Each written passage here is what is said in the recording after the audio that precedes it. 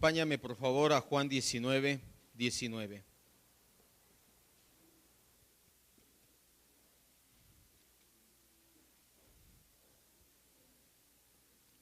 Juan 19, del 19 al 24, y de ahí viajamos, vamos a estar nuevamente en dos de los evangelios, y de ahí viajamos a Lucas 23.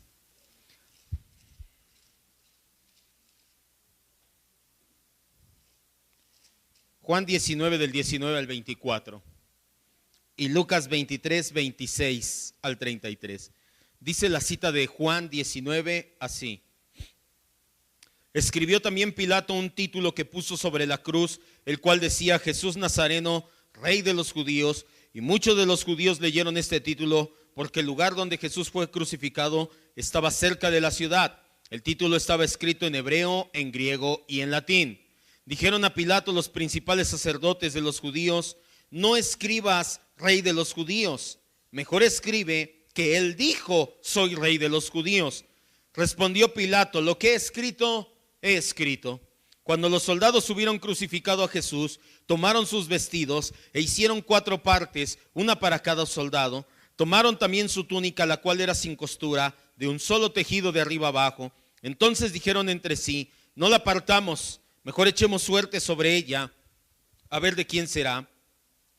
Esto fue para que se cumpliera la escritura que dice: repartieron entre sí mis vestidos y sobre mi ropa echaron suertes, y así lo hicieron los soldados. Lucas 23.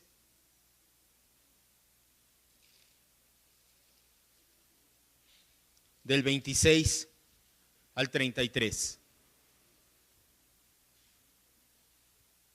Del pretorio al Calvario, la bendición de llevar la cruz, es lo que vamos a ver el día de hoy. Lucas 23, 26 al 33. Y llevándole, tomaron a cierto Simón de Cirene que venía del campo y le pusieron encima la cruz para que la llevara tras Jesús. Y le seguía gran multitud del pueblo y de mujeres que lloraban y hacían lamentación por él. Pero Jesús se volvió hacia ellas y les dijo: hijas de Jerusalén, no lloren por mí, lloren por ustedes mismas y por sus hijos. Porque aquí vendrán días en que dirán: bienaventuradas las estériles y los vientres que no concibieron y los pechos que no criaron. Entonces comenzarán a decir a los montes: cáiganos a nosotros, y a los collados: cúbranos. Porque si en el árbol verde hacen estas cosas, en el árbol seco, ¿qué no se hará? Llevaban también con él a otros 2 que eran malhechores para ser muertos. Y cuando llegaron al lugar llamado de la Calavera, le crucificaron allí, y a los malhechores, uno a su derecha y otro a su izquierda. Vamos a orar. Señor y Dios, Espíritu Santo, tú que inspiraste esta palabra, eres el único que la puede iluminar en nuestras vidas, en nuestros corazones. No solamente queremos conocimiento en la mente, anhelamos que ese conocimiento baje a nuestro corazón y dé por fruto una vida transformada, una vida renovada, una vida a la imagen de Cristo. Siempre será esa nuestra oración, pues ¿qué otro propósito tendríamos al predicar sino predicar a Cristo y Cristo crucificado como el ejemplo sumo de nuestra vida? Gracias, Señor, por darnos esta palabra viva y eficaz. Gracias por la bendición de tener una predicación expositiva. No permitas nunca que la menospreciemos, al contrario, danos esa sabiduría de apreciarla correctamente, de venir preparados, de venir dispuestos, de venir con el hambre y sed necesaria de entender esta palabra que es espiritual. Te doy gracias siempre en el nombre de Jesús. Amén, Dios. El juicio de Jesús ha terminado. Las 3 etapas que fueron una verdadera humillación para aquel que es el justo, el santo, inocente de Dios, han terminado. Estas etapas fueron de humillación porque siempre fue tratado como culpable y puesto a la par de los más terribles malhechores. Pero esto ha llegado a su fin. La sentencia, como ya se había planeado con anterioridad, fue culpable de muerte. Poncio Pilato, lo vimos la semana pasada, hizo todo lo que pudo para evitar dicha sentencia. No porque creyera en Jesús, sino más bien por un temor derivado de la superstición y el morbo. Además, Poncio Pilato no era precisamente amigo de los dirigentes judíos. No quería quedar bien con ellos, no quería agradarles en nada. Por eso es que cada vez que pudo, le restregó en la cara la inocencia de Jesús. Yo no hallo ningún delito en este. Eran sus palabras al menos 9 veces en los evangelios. Aún así, a pesar de que no quería quedar bien con ellos, de que tenía un temor mórbido, un temor de superstición en Jesús, al mismo tiempo Poncio Pilato tenía temor de los dirigentes judíos. ¿Por qué? Porque tenía temor que alborotaran al pueblo y armaran una revuelta justo el día en que mayor concentración de judíos había en Jerusalén en todo el año. ¿Por qué? Porque estaban celebrando la fiesta de la Pascua, la mayor fiesta, la mayor celebración judía hasta la fecha desde hace 6,000 años. Esto provocó que ese miedo a que le levantaran una revuelta provocó que Poncio Pilato doblara las manos, accedió a crucificar al Señor, no sin antes mandarlo azotar de una manera cruel y despiadada. Pensó que con eso tal vez aliviaría algo de tensión y todos estarían contentos. Pero sus planes no dieron resultado. Tuvo que sucumbir ante el grito popular de crucificar a Jesús y soltar a Barrabás. El pueblo, incitado por los fariseos, hasta se atrevió a gritar: su sangre sea sobre de nosotros y sobre nuestros hijos. Por eso es que el Señor Jesús, y ahorita lo vamos a ver, le dice a las hijas de Jerusalén: no se compadezcan de mí. Ustedes invocaron juicio, mejor compadézcanse de ustedes mismos. Pilato, al escuchar que querían la sangre del inocente y que querían dejar libre a Barrabás, en un acto simbólico se lavó las manos delante de ellos y lo entregó para ser crucificado. El día de hoy veremos lo que aconteció en el camino del Pretorio al Calvario. Nuevamente nos vamos a apoyar mayormente en el Evangelio de Juan y de Lucas, sobre todo porque el Evangelio de Lucas tiene un hecho exclusivo, un acontecimiento exclusivo de lo que ocurrió en el trayecto. Los otros 3 evangelios nada más te dicen y lo llevaron y fue crucificado, pero Lucas nos narra lo que acabamos de leer de manera exclusiva, qué iba sucediendo en el trayecto. Lucas 23-26, entonces vamos a comenzar bien ya. Llevándole tomaron a cierto Simón de Cirene, ya al final veremos quién es él, que venía del campo, y le pusieron encima la cruz para que la llevara tras Jesús. Según la costumbre y de acuerdo con la ley judía, la ejecución debía de realizarse fuera de la ciudad. No vayas, Levítico 24:14, Números 15, hasta el libro de Hebreos 13:11 al 13. Todas son referencias a que no estaba permitido llevar a cabo una ejecución pública dentro de la ciudad. Si ibas a ejecutar a alguien, a un contumaz, a un rebelde, a un idólatra, la ley era clara: tómenlo, sáquenlo a las afueras de la ciudad para que no me contaminen la ciudad con la muerte de esta persona que está en maldición, y afuera de la ciudad, ahí lo van a matar. Los condenados a ser crucificados tenían que llevar su propia cruz. Ahora, quiero que entienda esta parte. No crea, como vemos luego en las películas, que era un madero a forma de viga tallado, bien bonito. Por lo regular eran troncos, ni siquiera eran derechos la forma, estaban torcidos como cayera, que cortaban y que medianamente le quitaban la corteza y órale, cuélgate ese tronco. Imagínese si eran cientos, a veces hasta miles, las ejecuciones que llevaban a cabo los romanos en una cruz. No le convenía al Estado estar invirtiendo en cruces bonitas, derechitas, bien barnizadas. Eso es lo que vemos en la simbología católica. En la realidad era otra cosa, era un madero áspero que muy probablemente no estaba ni siquiera lijado. Algunos teólogos proponen que lo que únicamente cargaban los condenados era la viga horizontal, se le llama patíbulo, que no tenían que cargar toda la cruz, como ponen ahí cargando una cruz que sale aquí el madero vertical y aquí el horizontal, que únicamente cargaban el patíbulo, se lo ponían en hombros y lo iban con él así. Llevaban el patíbulo de esta manera. Lo llevaban así porque en el Gólgota ya estaba esperando, clavado en el suelo, listo para ser levantado, el otro palo o la otra madera transversal. Yo prefiero apegarme más a esta teoría.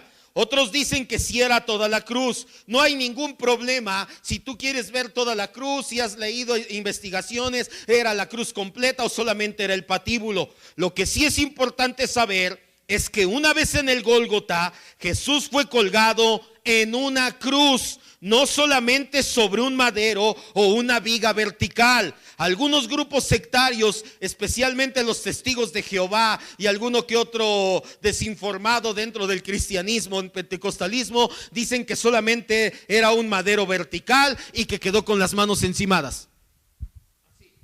No nos apoya esta teoría la historia secular ni la Biblia. Jesús también fue obligado, como era la costumbre, a cargar su cruz, su patíbulo, pero no fue mucho tiempo. El tremendo cansancio físico hizo que le fuera a llevar la cruz, imposible llevar la cruz muy lejos. Este pasaje solamente reitera la completa humanidad del Señor. No tiene ningún problema. No pienses, ¿cómo Jesús no llevó todo el tiempo la cruz? Lo que sí no encontramos en ningún lado en la Biblia son las famosas 3 caídas. No es lucha libre, no hay 3 caídas en la Biblia. No sé de dónde las sacan las 3 caídas. Entonces no. Lo que sí es que vemos que Jesús, como todo ser humano, con su completa humanidad, nos reitera este pasaje, su cuerpo, como el cualquier otro, era susceptible al hambre, a la sed, al sueño, al cansancio y a todas las necesidades fisiológicas. Esto lo vimos en Cristología. Es necesario que fuera 100% un ser humano, si no su sacrificio no tiene identificación con nosotros, pues murió alguien, por así decirlo, de otra especie. ¿A mí qué? Pero al ser un ser humano 100%, su sacrificio tiene validez para ti y para mí como seres humanos. Tan solo hay que considerar lo que Jesús había pasado las últimas 15 horas. La tensión en el aposento alto, la traición de Judas, la agonía en Getsemaní, la deserción de todos sus discípulos, la tortura de un juicio totalmente hipócrita ante el Sanedrín, las burlas en el palacio de Caifás, la negación por parte de su discípulo más prominente, ser llevado esclavo con Herodes después de estar con Pilato, el juicio injusto con Pilato, la declaración de su sentencia de muerte, la experiencia de ser azotado y los abusos que cometieron los soldados en el pretorio. Todo esto había pasado Jesús en estas últimas 15 horas. Humanamente hablando, era imposible que pudiera cargar la pesada madera que era de al menos 50 kilos. ¿Alguna vez ha ido a hacer talacha y ha cargado un bulto de cemento? Eso es aproximadamente lo que pesaba la madera, 50 kilos. Pero yo me los cargo re bien. Sí, aparte de que está más compacto, vas bien fresquecito a trabajar o estás trabajando. Todo esto había pasado Jesús, lo que te acabo de decir, y todavía le pusieron una madera en hombros para que la cargara. Cuando Jesús sucumbió ante la carga, cuando los soldados romanos se dieron cuenta, los legionarios, que no podía llevar la carga, ejercieron el derecho de requisición o de demandas al pueblo. ¿Cuál era este derecho? El que dice Mateo. Si un soldado te dice, dame tu capa, dale la túnica. Si un soldado te dice, lleva mi equipaje 1 milla, llévala 2. Era la ley romana. Donde quiera que se paraba un ciudadano, un soldado romano, y encontraba a alguien que no fuera de nacionalidad romana, podía decirle, ven, yo soy romano, quiero tu túnica, quiero tu capa, quiero que lleves mis cosas para aquí, para allá. Los soldados romanos ejercieron ese derecho.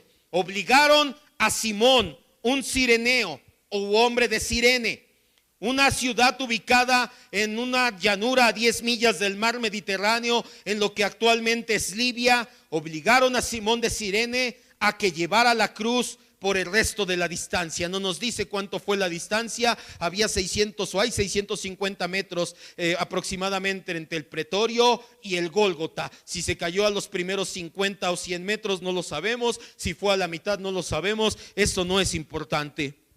Simón fue obligado por los soldados que conducen a Jesús al Calvario a prestar ese servicio. Muy probablemente fue a la fuerza. Muy probablemente Simón lo hizo de mala gana y ayudó así a Jesús a llevar el resto del trayecto entre el pretorio y el Calvario. Una vez en el Calvario se queda allí y es testigo de todo lo que ocurre. Versículo 27. Le seguía una gran multitud del pueblo y de mujeres que lloraban y hacían lamentaciones por Jesús. Los versículos anteriores nos darían la idea de que casi todos en Jerusalén estaban con Jesús. Una semana antes había entrado triunfal en Jerusalén y la gente agitaba sus palmas y tendían mantos y gritaban: Hosana, bendito el que viene en el nombre del Señor, bendito el Hijo de David. Pilato, lo vimos la semana pasada, pensó que podría usar esa influencia para liberar a Jesús, pero nos dimos cuenta la semana pasada que esa influencia había terminado, no por casualidad. A propósito, Dios permitió que fuera repudiado para poder llevar así el plan de salvación por medio de la cruz. Pero no descarta esto, de que había seguidores fieles de Jesús, había simpatizantes entre aquella multitud. Había personas, sobre todo unas mujeres, que sentían mucho pesar por el maestro. Muchos comentaristas creen que estas mujeres eran miembros de una sociedad de mujeres caritativas en Jerusalén. Mientras Jesús iba avanzando, Simón de Cirene va enfrente con la pesada carga, con el patíbulo en hombros. Jesús va un paso o dos atrás de Simón de Cirene, va avanzando. Estas mujeres lo van viendo y van haciendo lamentaciones delante de él. Sus corazones se conmueven con genuina compasión. De hecho, la palabra hacer lamentaciones significa que se golpeaban el pecho. ¿Por qué cree que hacen así? Les dicen las mujeres beatas, porque esa era la tradición. La lamentación era: ay, pobre de este hombre, velo cómo está. Sí, literalmente estaban haciendo esto, se golpeaban el pecho y lloraban con un dolor verdadero. Estos son el tipo de detalles que el médico amado Lucas no se le escapaba. No nos sorprende porque solamente su evangelio lo recopiló. Estas hijas de Jerusalén no deben de ser confundidas con mujeres como María Magdalena, Juana, Susana, etcétera, que eran las que ayudaban a Jesús y a los discípulos con su propio dinero. Estas mujeres, Susana, Juana, Magdalena, eran discípulas de Jesús. Las hijas de Jerusalén no eran discípulas de Jesús. Lo sabemos por lo que viene en el versículo siguiente, versículo 28.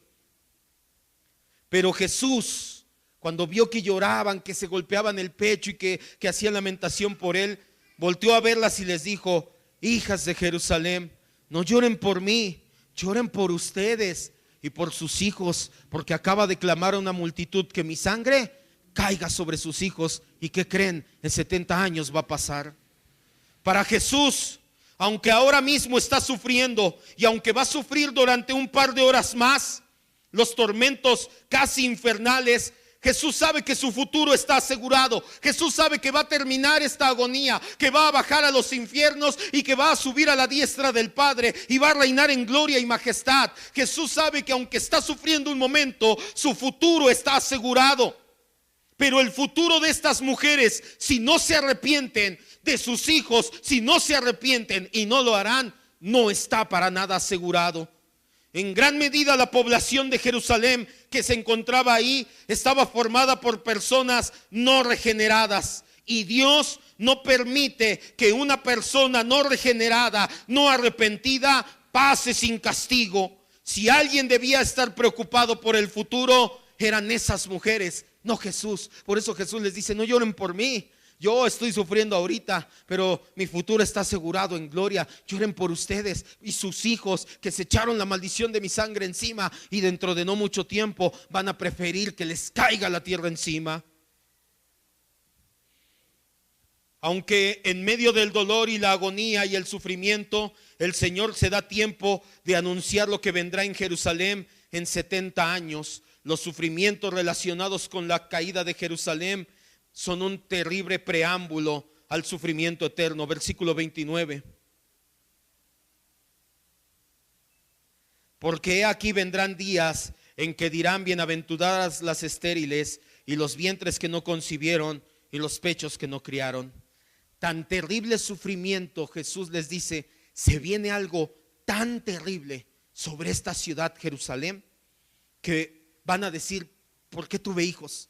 Mejor eres más bendita tú que no tuviste hijos. Mejor tú que nunca los criaste para no verlos morir. Mejor tú que nunca estuviste, que no estás embarazada. Llegaron los romanos en el año 70 después de Cristo, en el año 70 de nuestra era, con el general Tito, y las atrocidades que cometieron fueron terribles. A las mujeres embarazadas les abrían el vientre de abajo hacia arriba para que cayeran los bebés y los dejaban morir, que se los comieran a los bebés los perros. Por eso es que Jesús les dice: mejor no lloren por mí, ustedes, sus hijos, porque van a desear no haber estado embarazadas. Y las mujeres que ya tenían a bebés en brazos, los tomaban de las piernas y los azotaban contra las rocas. Está documentado por Flavio Josefo, historiador judío. Y a las que ya tenían hijos más grandes, que ya les habían dado pecho, los veían morir. Hubo días, semanas enteras, donde al menos 500 judíos eran crucificados en el camino, para que fueran un escarnio, para que fueran un escarmiento, y dijeras: ¡ay! No te pases. Imagínate un camino donde 500 personas crucificadas. Por eso Jesús les dice: de mí no se lamenten, lo que les viene a ustedes sí es tremendo. Versículo 30. Entonces comenzarán a decir a los montes: cáiganos encima, y a los collados: cúbranos. Con algunas variaciones, este dicho aparece 3 veces en la Escritura. El primer lugar se encuentra en Oseas 10:8, no vayas, y hace referencia al juicio y a la agonía que vendría sobre Samaria, y cómo ellos le gritarían a la tierra: trágame, y montañas, cáiganos encima.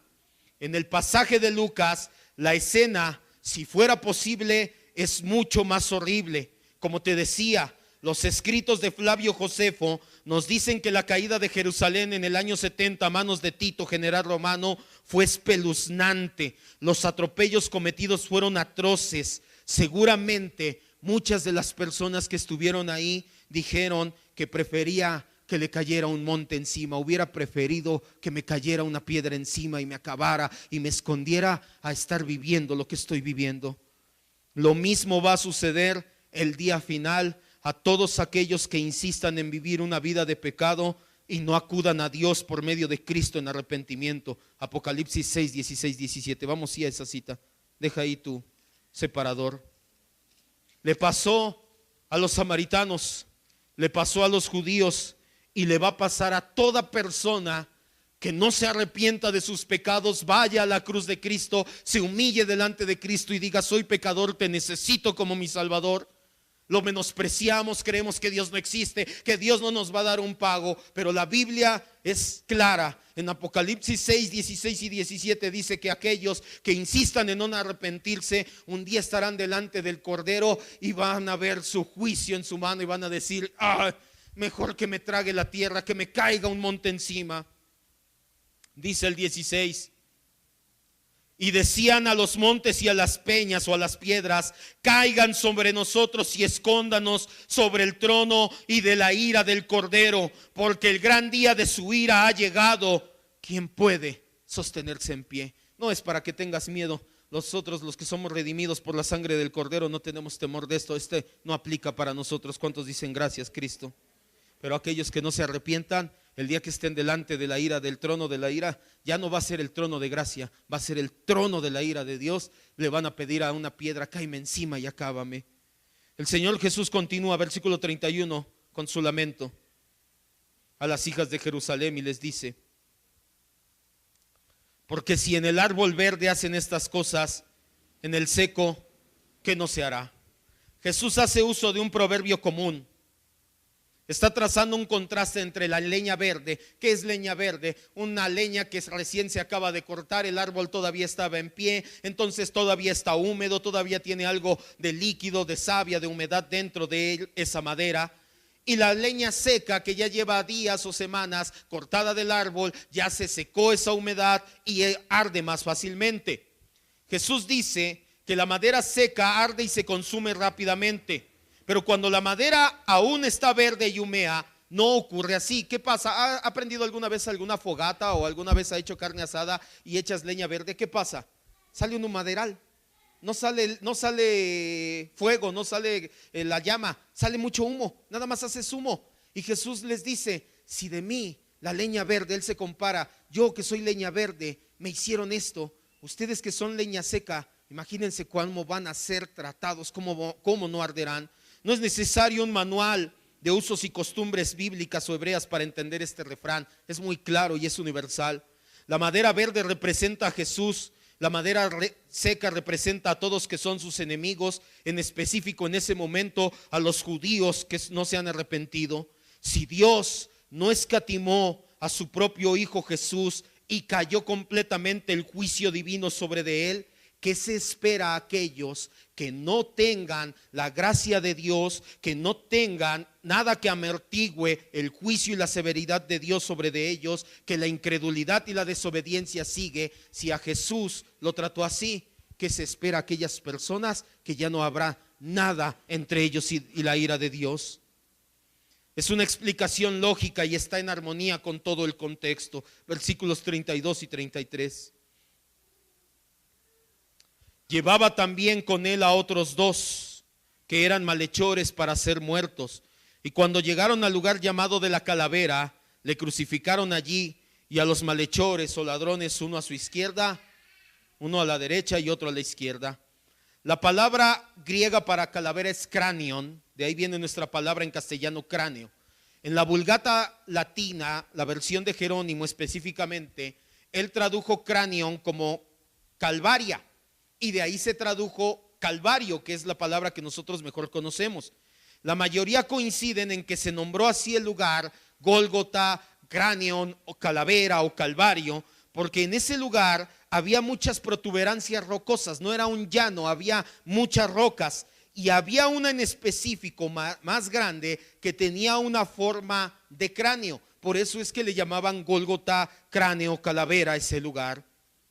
A ciencia cierta, todo lo que realmente sabemos es que Jesús fue crucificado a las afueras de la ciudad, afuera del muro, específicamente el muro norte. Actualmente hay una iglesia católica ahí que se llama la Iglesia del Santo Sepulcro. Junto al Señor iban otros dos, eran ladrones. De ellos nos ocuparemos en las próximas semanas. Lucas y Juan utilizan 3 palabras. Mateo y Marcos utilizan 4 palabras. Lucas y Juan utilizan 3 palabras sencillas. Allí lo crucificaron. Una frase muy corta para describir el acontecimiento más importante en la historia de la humanidad, la consumación de nuestra redención. 3 palabras encierran el hecho de que tú y yo el día de hoy somos salvos. Allí lo crucificaron. Fueron los soldados romanos, no los judíos, los que ejecutaban la sentencia eran los soldados romanos. De acuerdo con algunos académicos, ¿cómo era la muerte de cruz? Algunos académicos nos dicen que los romanos aprendieron la crucifixión de los cartagineses y que utilizaban la crucifixión contra esclavos, rebeldes, piratas y cautivos de guerra, y contra los criminales más sanguinarios. La crucifixión era considerada la forma más humillante de morir, clavado, semidesnudo, con un cartel que hacía una sátira sobre tu cabeza, expuesto a la intemperie, a morir de hambre, a morir de sed. Las heridas, la asfixia, acababan con la vida del esclavo de reo. Además, estaba proclamado por ley que las vestimentas y pertenencias del crucificado podían ser reclamadas por el centurión o por el grupo de soldados que lo crucificaran. Debido al carácter humillante descrito de la crucifixión, no estaba permitida para un ciudadano romano. Los ciudadanos romanos que eran condenados a muerte tenían una forma más noble, ya sea por decapitación o por sección de la médula de la zona del cuello. Algo parecido con una espada, algo parecido, te hincabas, ponían la cabeza así, y algo parecido a la estocada de un toro. ¡Pum! Dejaban caer una espada sobre la médula, que atravesara tu médula, sacaban la espada y en ese momento caían muertos. Pero no podías crucificar a un ciudadano romano. ¿Por qué? Porque era la más humillante de las muertes conocida. Incluso si había casos de traición, no era permitido crucificar a un ciudadano romano. Era preferible morir a la espada, a la muerte lenta y dolorosa de la crucifixión. Antes de comenzar el suplicio, era costumbre dar una bebida narcótica con vino, mirra e incienso a los condenados. Marcos 15:23.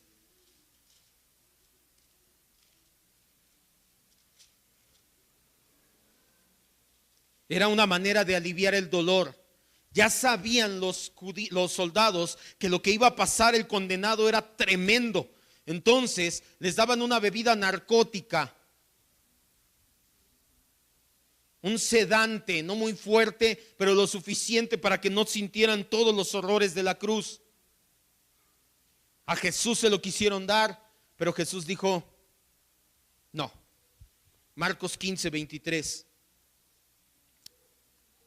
Y le dieron a beber vino mezclado con mirra, mas él no lo tomó. Hay gente que dice, no estoy promoviendo el uso de bebidas alcohólicas, pero eso es eisegesis, eso es ponerle a la Biblia lo que yo pienso. No, porque si Jesús estando clavado en la cruz no tomó vino, nadie nunca debe de tomar vino. Estás poniendo tus pensamientos en la Biblia. Es al revés. La Biblia nos habla a nosotros y nos dice qué es lo que tenemos que entender. Jesús no quiso tomar vino mezclado con mirra porque sabía que eso lo iba a narcotizar, lo iba a dejar semi inconsciente, dormido, y el Señor no quería hacerlo. Él iba por propia voluntad, determinado a cumplir cabalmente con todos los dolores necesarios para efectuar nuestra redención. No quería que Satanás tuviera un ápice que reclamar y decir, pero no vale porque estaba casi dormido, inconsciente, su sacrificio no vale. Por supuesto que vale, lo pasé y lo viví en mis 5 sentidos cabalmente como hombre. Con los brazos extendidos, los clavaban a la cruz, ponían la cruz en el suelo, el patíbulo lo atravesaban, les extendían los brazos, no por completo, solamente que quedaran así.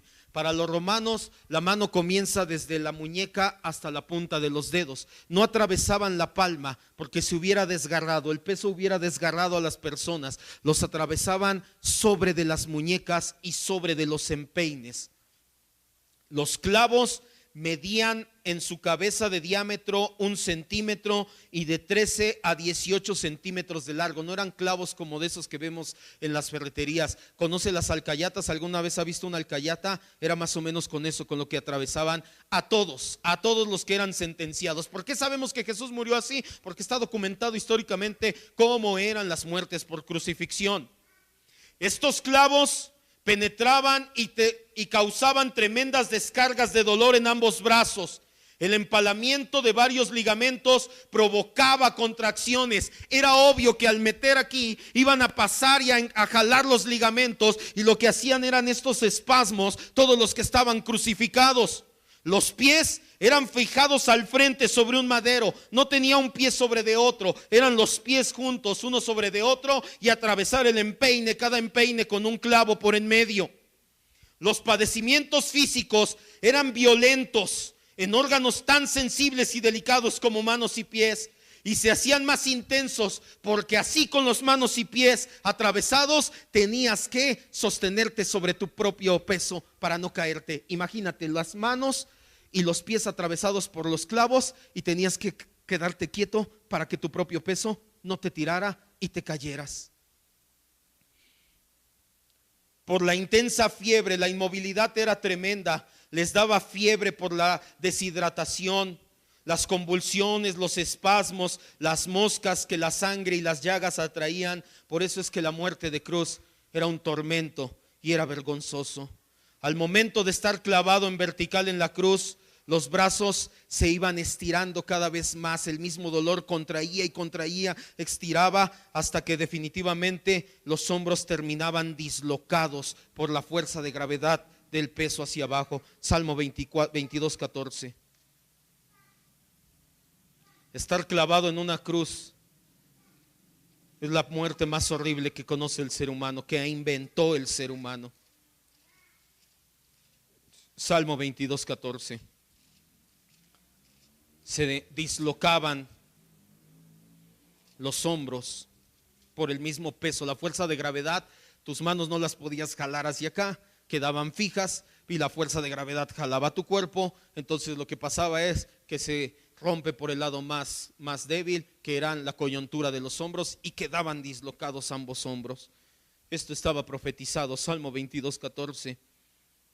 He sido derramado como aguas y todos mis huesos se descoyuntaron. Está haciendo una hipérbole, no quiere decir que todos, literalmente es una hipérbole para magnificar lo que pasó ahí. Fueron al menos nada más 2 de sus huesos, nada más, como si uno bastara. Y todos mis huesos se descoyuntaron, mi corazón fue como cera derritiéndose en medio de mis entrañas. Aparte del dolor físico, el dolor espiritual. Una vez que colgaban sobre la cruz, la muerte iba siendo lenta y dolorosa. fue necesario inventar una palabra para el tipo de dolor de los que morían así.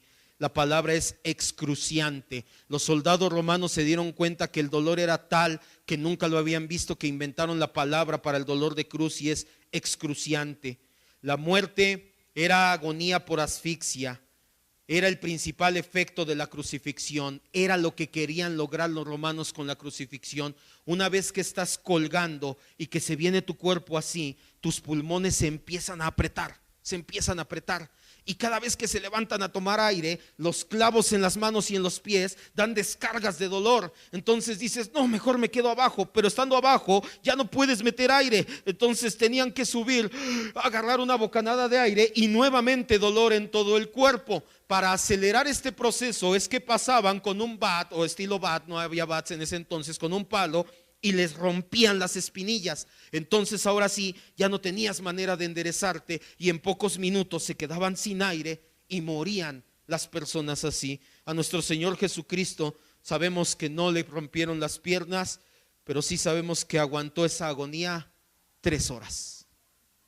3 horas se la pasó así colgado.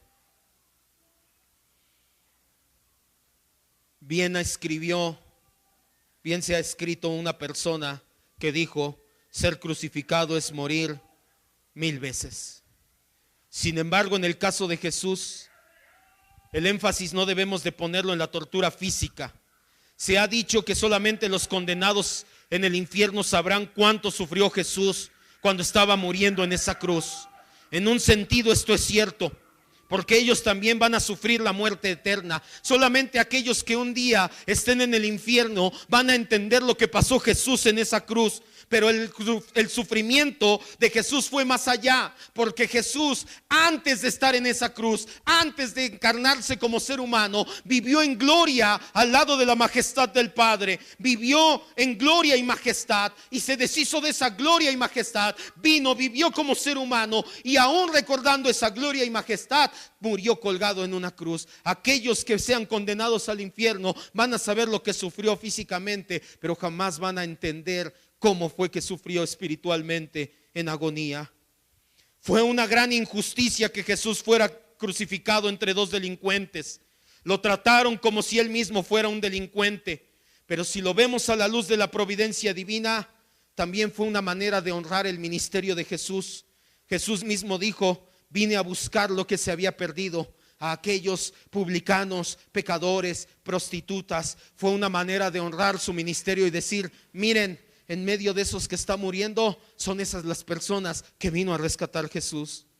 Al crucificar a Jesús entre estos 2 delincuentes, muy seguramente fue la intención de Pilato de hacerlo para insultar a los judíos, como diciendo: miren, puse a su rey en medio de delincuentes.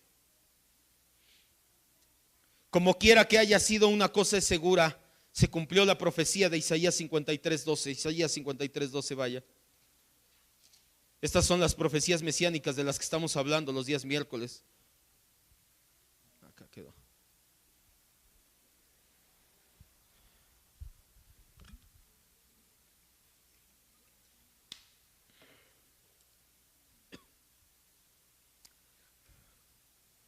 Por tanto, yo le daré parte con los grandes, y con los fuertes departirá despojos, por cuanto derramó su vida hasta la muerte, y fue contado ¿con quién?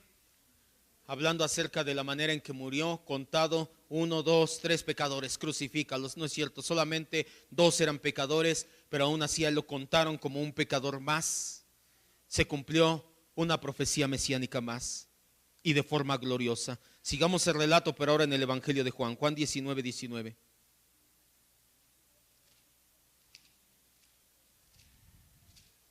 Ya está Jesús suspendido en el aire. Ya le expliqué a grosso modo, ahí tenemos un estudio, le mandé uno a media semana, le mando el siguiente que complementa el de media semana acerca de la muerte de cruz. Se lo mando para que lo estudie. Ahí vienen hasta las gráficas, seccionada, cómo atravesaban los nervios, etcétera. Ya estaba crucificado el Señor. Y Juan 19:19 nos dice: escribió también Pilato un título que puso sobre la cruz que decía: Jesús Nazareno, Rey de los Judíos. Y muchos de los judíos leyeron ese título porque el lugar donde fue crucificado estaba cerca de la ciudad, afuera pero cerca, y el título estaba escrito en hebreo, en griego y en latín. Pilato, nos narran los 4 evangelios, Mateo 27, Marcos 15, Lucas 23, hizo que se escribiera un título sobre la cabeza de Jesús. Hay quienes señalan que la Biblia tiene errores o contradicciones porque los 4 títulos que encontramos o los 4 escritos difieren uno de otro en los 4 evangelios. Mateo dice que el título decía: este es Jesús, rey de los judíos. Marcos afirma que decía: el rey de los judíos. Lucas dice que estaba escrito: este es el rey de los judíos. Juan, como lo acabamos de leer, nos dice que el título decía: Jesús de Nazaret, rey de los judíos. Piensan que hay una contradicción porque los 4 evangelistas ponen 4 títulos distintos. Este es un argumento fácil de refutar. Sin duda que no fue necesario que cada uno de los autores escribiera todas y cada una de las palabras. Cada uno de ellos escribió la sustancia, la esencia, lo que consideró importante dentro de ese título. Pasa lo mismo cuando sucede un accidente, cuando hay discrepancia. Podemos estar 3 o 4 personas en la avenida, va un coche y choca, y entonces le preguntan a Juan: ¿qué viste? No, yo vi que el conductor iba distraído. Y le preguntan a Mateo: ¿tú qué viste? No, yo vi que el de enfrente frenó antes. Y le preguntan a Lucas: ¿tú qué vi? Es el mismo acontecimiento, diferente punto de vista, simple y sencillamente. ¿Dónde exactamente está la discrepancia? No encontramos ninguna. El título completo, juntando los 4 evangelios, debió haber sido: este es Jesús de Nazaret, el rey de los judíos. Como el lugar donde Jesús fue crucificado estaba cerca de la ciudad y había muchísimos judíos en la ciudad que ni siquiera eran de ahí, venían de todas las regiones del mundo para asistir a la fiesta, el título lo leyeron muchas personas, incluso los que provenían de lugares distantes, que habían olvidado el hebreo o el arameo, lo pudieron leer en griego, que era el idioma que reinaba en todo el mundo conocido. El título estaba en hebreo, que era la lengua que hablaban los judíos, o arameo. Estaba en latín, que era la lengua oficial del gobierno romano, y estaba en griego, que era la lengua mundial de comercio y de cultura. Está escrito en varios idiomas a propósito. Nuevamente es la providencia divina. ¿Por qué en varios idiomas? ¿Por qué Dios quiso que Pilato lo escribiera en varios idiomas? Porque todo mundo tenía que poder leer todo ese título. Era la forma de decir: este Salvador es un Salvador para todo el mundo, para todo aquel que cree. Por eso es que Apocalipsis dice que ya no hay diferencia de lengua, tribu, nación, ya no hay ninguna distinción, de todos ha hecho un solo pueblo para nuestro Dios. Esto fue la providencia obrando en Pilato, pero no hace a Dios responsable por el motivo por el cual escribió el título, ni significa que Dios interpretaba así este título. Pero las palabras como tales fueron verdaderas. Era el rey de los judíos el que estaba siendo crucificado para poder volverse un rey mucho más sublime, un rey cuyo reino no tendría límites de lengua, ni raciales, ni nacionales. Un rey donde la lengua de los romanos, de los judíos, de los griegos, de todo linaje, pueblo y nación, seríamos sus ciudadanos. No vayas, eso viene en Apocalipsis 5:9, versículos 21 y 22.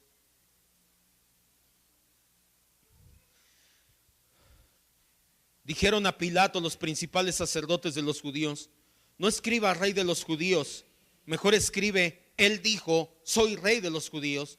Pilato les respondió: lo que he escrito, escrito. Para los principales sacerdotes el título era una ofensa. Muy probablemente Pilato lo había escrito así a propósito. ¿Para qué? Para sobajar a los escribas y a los judíos. Por eso es que estos dignatarios judíos llegan con el gobernador y le exigen: no escribas rey de los judíos, escribe él dijo soy rey de los judíos. Para los sacerdotes era una ofensa que el crucificado, la esperanza mesiánica de Israel, tuviera ese título. Era un trago amargo difícil de tomar.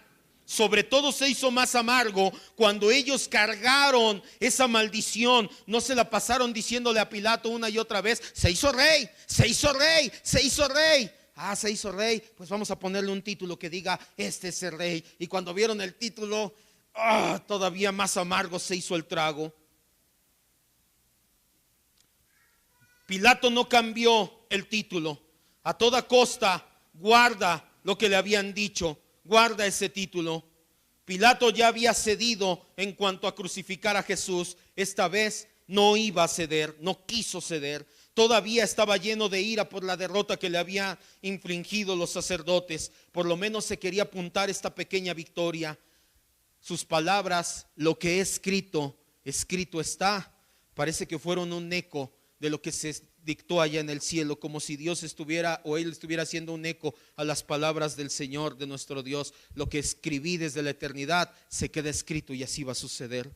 Versículo 23 y 24. Cuando los soldados hubieron crucificado a Jesús, tomaron sus vestidos e hicieron 4 partes, una para cada soldado. Tomaron también la túnica, que era sin costura, de un solo tejido de arriba abajo. Entonces dijeron entre sí: no la partamos, es cara, es buena la calidad de esta túnica. Mejor echemos suerte sobre de ella, a ver para quién se queda. Esto fue para que se cumpliera una profecía mesiánica más, que dice: repartieron entre sí mis vestidos, en mi ropa echaron suertes. Y así lo hicieron los soldados. Como te lo dije hace un momento, había una costumbre: aquellos que eran condenados a muerte en cruz, todas sus pertenencias ya no las iban a usar. No son para los familiares, no son para la esposa, para los hijos, son para los que lo estamos crucificando. Por eso era una humillación morir en la cruz.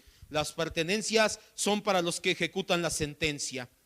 Parecería que la idea no es que se dividió un vestido en 4 partes. Cuando dice: y se dividieron el vestido en 4 partes, no es que dividieron en 4 partes el vestido o su ropa y la túnica en una sola parte. Lo que nos da a entender es que había al menos 4 prendas de vestir, y que cada uno de los soldados se quedó con una prenda. Estas prendas eran más o menos de igual valor. Por eso a los soldados les resulta claro que no hay ningún problema. Se ha indicado que las prendas que se quedaron, por eso dice hicieron 4 partes, fue el pañuelo de la cabeza, las sandalias, el cinturón y un manto. Pero había una 5ª prenda, una túnica, un manto mucho más grande y esplendoroso, de un solo tejido de arriba abajo. Esta prenda, que se llevaba directamente sobre el cuerpo encima de lo demás, debe de haber solamente 4 prendas y un manto. Entonces fue lo que causó discordia, y en consecuencia había un problema con la 5ª prenda. En lugar de cortar la prenda y darle a cada soldado una parte que hubiera sido inútil, deciden tirar los dados y ver quién es el que se queda con esa prenda. Ahora bien, todo esto, las 4 prendas y la túnica o el manto, estaba cumpliendo la profecía. Nuevamente vaya al Salmo 22:18.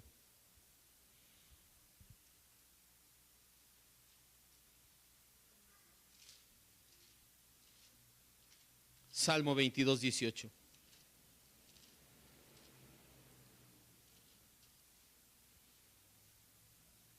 Entonces fueron 4 prendas de Jesús, eran 4 los centuriones que los estaban crucificando. Cada uno se quedó con una prenda de igual valor aproximadamente, pero había una 5ª prenda, el manto, la túnica. Esa valía mucho para partirla. Sobre ella echaron los dados a ver quién se la quedaba. Todo apunta al Salmo 22:18, citado directamente de la Septuaginta. Dice la Biblia: repartieron entre ellos mis vestidos, y sobre mi ropa echaron suertes. Este es el más famoso de los salmos mesiánicos. Es en parte un relato de la vida misma de David. David es tipo de Cristo. Escribe el Salmo 22, y el Salmo 22 es un salmo mesiánico por excelencia. Es evidente que las profecías del Salmo 22 se refieren en este caso a la división de los vestidos y al sorteo de la túnica, una profecía más cumplida en Cristo. Si deseas saber más acerca de ello, los miércoles estamos hablando de esto precisamente, bibliología, cimientos de una fe inteligente. Por el momento quiero que nos enfoquemos en otra situación. El hecho de que el Señor quedó completamente descubierto al colgar de la cruz. ¿Por qué tenía que quedar descubierto? ¿Se acuerda la semana pasada una corona de espinas sobre su frente que simbolizaba redención de toda la creación? El hecho de que le quitaran su manto, su túnica, le quitaran todo y quedara prácticamente desnudo colgando de la cruz, fue para redimirnos de la maldición de la desnudez. Génesis 3, 7 al 11.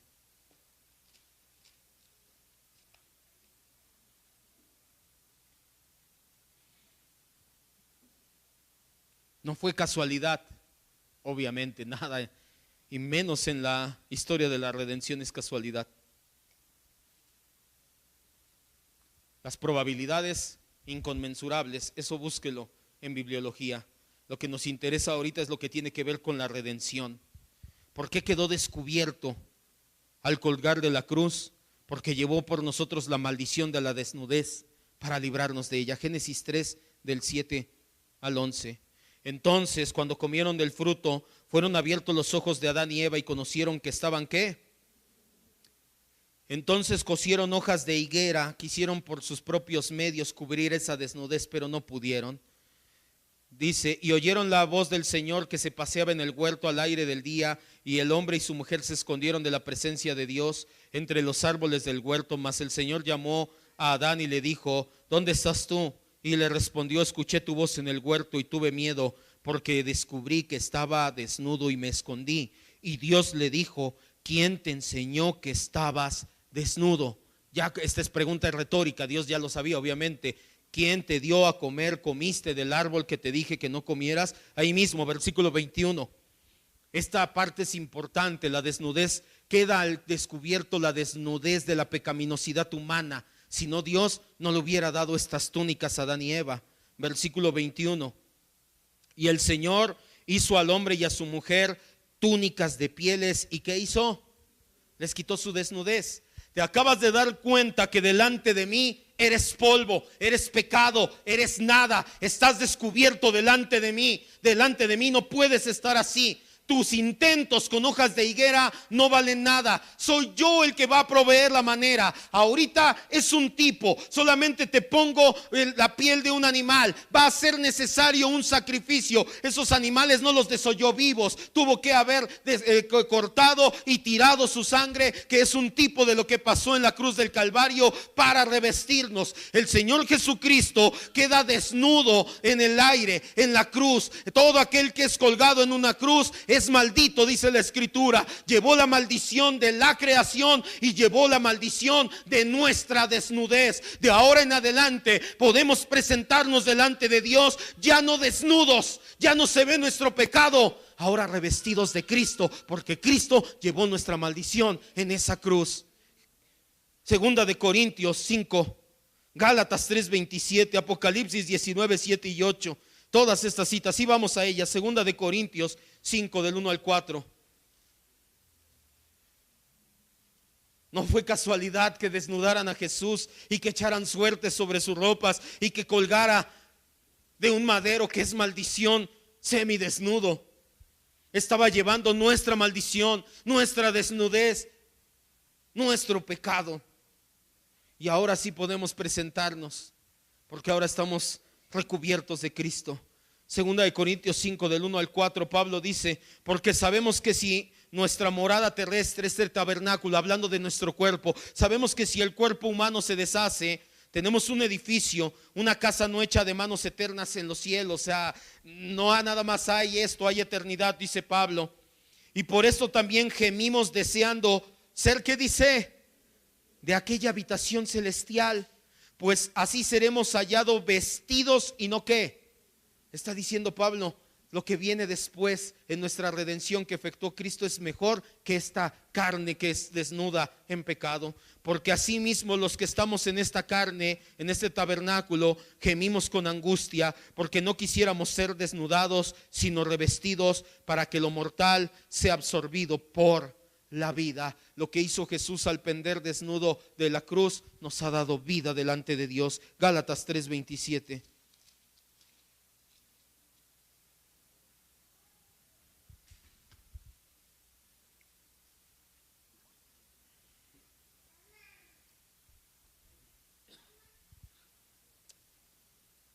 Y esto es lo que significa, y por eso el bautismo es tan importante, porque es un simbolismo de lo que sucedió cuando fuiste a la cruz del Calvario y dijiste: Señor, tú llevaste mi desnudez ahí. Gracias, Cristo. Y por eso es que preferimos la inmersión en el agua, en el bautismo, porque dice: porque todos los que han sido bautizados en Cristo, ¿qué pasa? Literalmente, no. Espiritualmente ahora puedes pararte delante de Dios. Ya no estás desnudo como Adán y Eva. No literalmente, sino espiritualmente desnudos. Y se veía nuestra desnudez, nuestro pecado. Ahora nos paramos delante de Dios y Él nos acepta en su presencia, porque estamos revestidos de aquel que llevó la maldición de la desnudez. Y no vayas, Apocalipsis 19, 7 y 8 dice que en las bodas del Cordero a su iglesia se le dio ser vestida ¿de qué? De lino fino, blanco, resplandeciente, que son las obras justas de los santos. Esas obras son nuestras. ¿Quién las hace? A través de nosotros. Lo que los soldados le hicieron a Jesús cuando lo desnudaron y se repartieron sus vestidos por suerte es estremecedor. Así lo sugieren las palabras con las que termina Juan ese versículo, cuando escribe: así hicieron los soldados. Era una manera de decir: qué vergüenza, qué horror lo que hicieron. Sin embargo, por medio de esta acción vergonzosa fue que se cumplió el plan eterno de salvación de nuestro Dios. Se cumplió también la profecía. Una vez más, la providencia está actuando directamente en favor de la gloria de Dios mismo. Todo este pasaje, vamos a terminar ya, quiero que amarre todo esto que acabamos de leer, que acabamos de escudriñar. Está repleto de actos providenciales, desde que empezamos en Lucas hasta aquí. La repartición de sus vestidos, lo acabamos de ver, fue providencial para que Jesús cumpliera la profecía y llevara la maldición de la desnudez. La suerte por la túnica y la costura, otra que se cumple, otra profecía. El letrero que anuncia la salvación al mundo, una salvación hecha por el Rey de Reyes. Ser crucificado entre dos ladrones también estaba profetizado y providencialmente se cumplió. Hasta el paso de Simón de Cirene en el momento preciso y en el lugar indicado para cargar esa cruz. Marcos 15, 21. Quiero amarrar todo lo que acabas de escuchar el día de hoy en la providencia. Y quiero hacerlo por medio de un pequeño testimonio, no mío, no voy a hablar de mí, sino el testimonio bíblico de Simón de Cirene. ¿Quién era Simón de Cirene? Marcos 15, 21.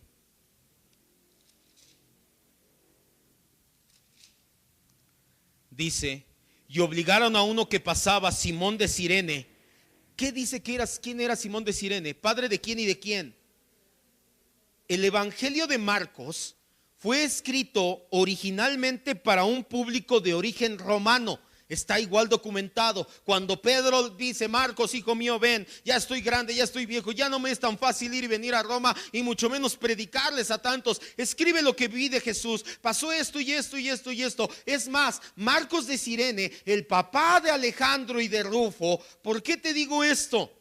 El Evangelio de Marcos fue escrito para gente de origen romano en primer lugar. Menciona a Simón, el padre de Alejandro y de Rufo, como si les estuviera diciendo: son gente que ustedes conocen, ustedes lo saben quiénes son, se congregan con ustedes.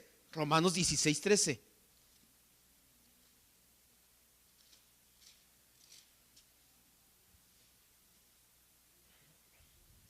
Era la manera de Pedro de decirle a todos sus lectores: ¿saben quién es Simón de Cirene? Es el papá de nuestro hermano Alejandro y de nuestro hermano Rufo. ¿A poco su papá del hermano Ale fue el que cargó la cruz, el patíbulo? Sí, fue él.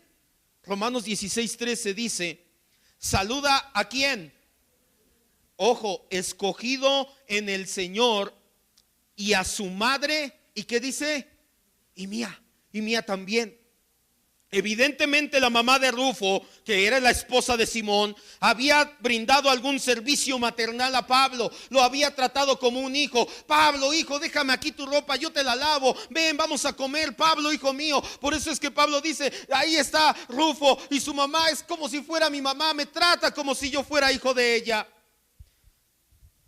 El servicio que Simón prestó al cargar la cruz, aunque inicialmente fue forzado, aunque fue una requisición por ley romana, se convirtió en una bendición genuina para él y para su familia y para muchos cristianos más. Providencialmente, Simón pasó en el momento correcto, en el día correcto, a la hora correcta, para llevar la cruz. Pero no fue todo, se quedó y providencialmente vio las palabras, vio los actos de Jesús en la cruz y lo impresionaron tanto que se convierte al cristianismo y posteriormente con toda su familia son cristianos y viajan a Roma. Lo que empezó como un acto providencial de me están obligando a llevar una cruz, terminó en la salvación de un hombre y toda su familia. La providencia de Dios en todo su esplendor. Simón, al igual que nosotros, no eligió seguir a Jesús, no eligió llevar su cruz. Fue Dios el que lo eligió en ambas labores. Exactamente nos pasa a todos y cada uno de nosotros, los verdaderos cristianos. Si le hubieran dado elegido a elegir a Simón, ¿qué crees que hubiera dicho? ¿Quieres llevar esa cruz? ¿Qué crees que hubiera dicho? Paso. Gracias. ¿Qué crees? Me duele la rodilla. No puedo. De verdad, en serio, Si Dios te hubiera dado a elegir seguirlo y llevar la cruz, ¿qué hubieras dicho? También hubieras dicho no. Por eso decimos gracias Dios que no me preguntaste, que me elegiste y me llamaste por tus medios de gracia. Y aun si fue un medio providencial de dolor, gracias Cristo por haberlo utilizado. Si Dios nos hubiera preguntado si deseas seguir a Cristo, si deseas llevar su cruz, nadie le hubiera respondido que sí. Además, a Simón le pareció al principio una dura prueba. La situación no era fácil de llevar. Imagina, Simón ve el cuadro, llega y le dicen, va regresando del campo de hacer no sabemos qué. A lo mejor venía en camino ya a Jerusalén porque era judío de Cirene a ofrecer su sacrificio. Va caminando y le dicen, ven tú sí te ves más macizo, carga esa cruz. Simón ve y dice, aquí hay una procesión. Los soldados van atrás de mí arreándonos. Avanza, avanza. Una multitud eufórica gritando, crucifícale. Mira, y es el que se iba a salvar. Se acercaban a Jesús para escupirle, para mecer la barba, para jalarle la barba, para burlarse de él. El Sanedrín iba también detrás haciendo mofa. El patíbulo de al menos 50 kilos en la espalda de Simón, y como te dije, aunque él no traía la espalda lacerada, pero no era una viga bonita, bien finita, era un tronco espeso en la espalda. Lo que en un principio fue una tribulación intensa. Te aseguro que en esos momentos Simón, llevando el patíbulo y viendo todo eso, dijo, ¿qué hice para merecer esto? ¿Qué prueba tan difícil? Lo que fue en principio una tribulación intensa se convirtió en la más grande bendición de su vida, la salvación de su alma y la salvación de su familia. Cierre sus ojos, por favor.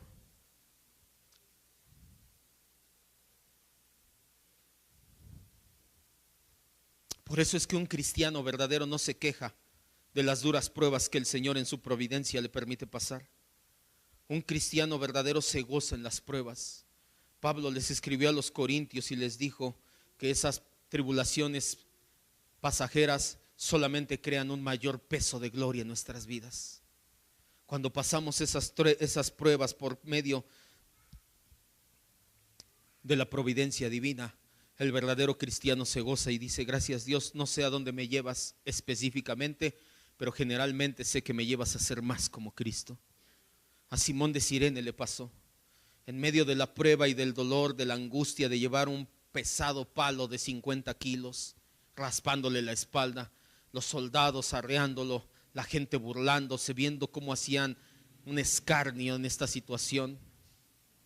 Termina la prueba y entonces se da cuenta de que ese hombre al que ayudó a llevar la cruz da unos discursos maravillosos. Las 7 palabras de Jesús en la cruz, a partir de la próxima semana las vamos a empezar a estudiar cada una por semana. Y escucha los 7 discursos, las 7 palabras de Jesús, y se da cuenta cómo se tiembla en el momento en que Jesús muere y cómo se parte el velo en dos. y cómo hasta los mismos soldados proclaman en verdad este era el Hijo de Dios, que Simón de Cirene termina rendido a los pies de Cristo y después su familia, y no sabemos cuántas familias más fueron bendecidas, que el mismo apóstol Pablo dice, la mamá de ellos, su esposa de Simón, me trata como si fuera su hijo, denle las gracias. Cuántas bendiciones no habría para la iglesia por medio de una prueba que fue dura de llevar por Simón de Cirene, que terminó para la gloria de Dios.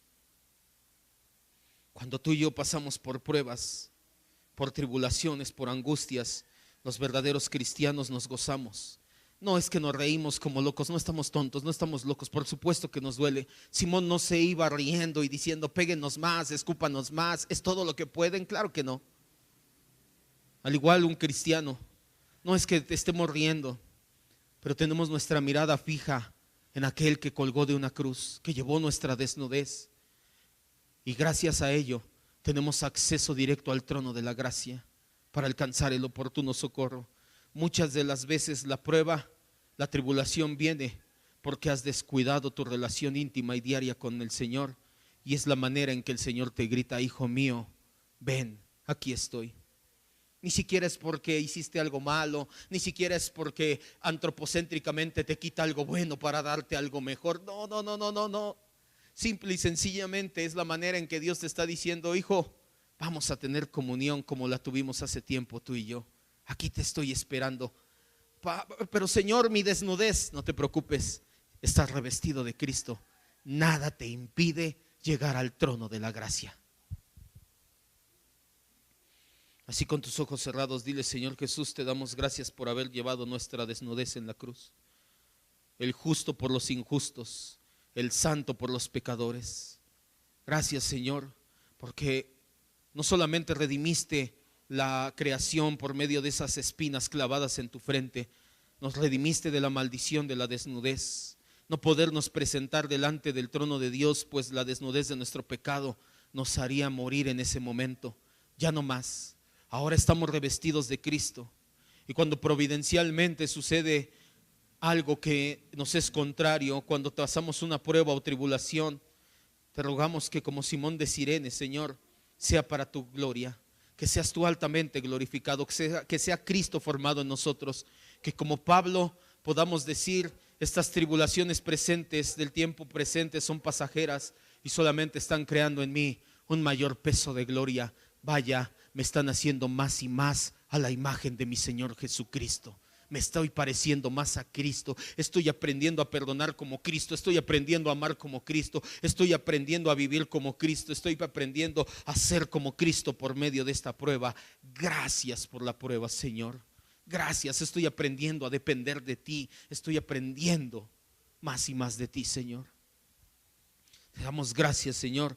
Nos damos cuenta que tu palabra es viva y eficaz, que tiene tesoros inagotables en ella, tesoros que nos crean, renuevan el espíritu dentro de nosotros, renuevan nuestra hambre y sed por ti, renuevan nuestra manera de vivir por ti, Señor Jesús.